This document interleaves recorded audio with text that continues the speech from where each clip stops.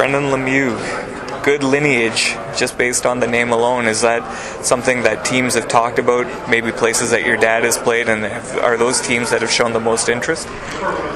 Well, I had 28 interviews this week, so there were definitely quite a few more than just my dad's team showing interest. But with that being said, I'd love to play for an organization where my dad played, but anywhere in the NHL is great. I think I'd be just honored to be a part of a franchise and have the chance to be able to play in the NHL.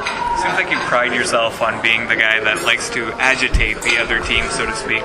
When you came down to Oshawa, I saw you do that a couple times and then snipe. Does that really make you happy to be able to bug the fans and then score and taunt them a little bit?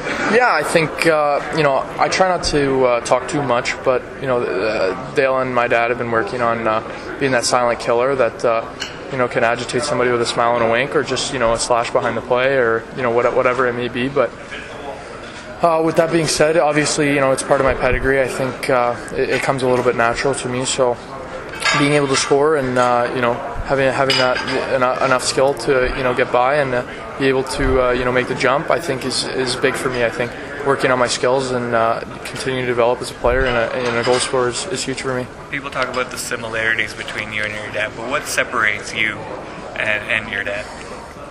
I try to model my game after him, so hopefully not too much. I think we're both two guys that try to think defense, and then you saw him in the playoffs there, Cam Neely, and shutting those guys down and playing a real defensive role first, and that's when we play our best hockey. So this year my plus-minus might not have been a good representation of how defensively committed I am, but I think, moving forward you'll definitely see, a guy that's willing to play good defense first and then, move forward the other way. So, based off of your description of yourself, sounds like you're a prototypical New Jersey Devil.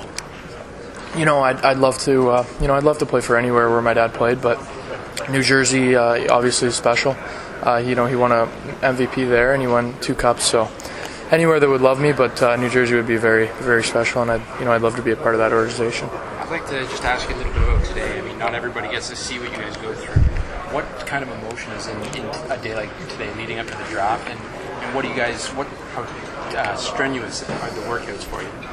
You know what? I think the workouts are tough, and they push you to your absolute limit while you're in them.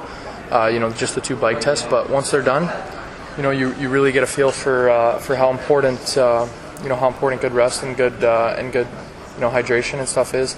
I think, but what most people don't know is we had 28 interviews, or some of us, and the situation's always not ideal before this testing. So it really pushes you mentally and physically. Some of these, especially me, I think we could use a break. We're mentally drained a little bit, and just getting ready for the draft here. So maybe take a week off and then start getting ready for camp. You also proved in the playoffs that you can be a playoff performer. 10 points in 11 games this year. Not the way you would like to end it, but emotionally, how do you get revved up for a day like today and leading up to the draft? Well, I think it's easy. I've worked for this for my entire life. Ever since I've been a little kid, it's been my dream to play in the NHL, and I'm just one step closer now.